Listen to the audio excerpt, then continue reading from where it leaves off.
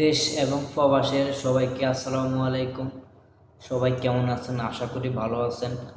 আলহামদুলিল্লাহ, আপনাদের দোয়ায় আমিও ভালো আছি। তো কথা হচ্ছে, আমি একটা নতুন ইউটিউব চ্যানেল খুলছি। এটাই আমার নতুন ইউটিউব চ্যানেল।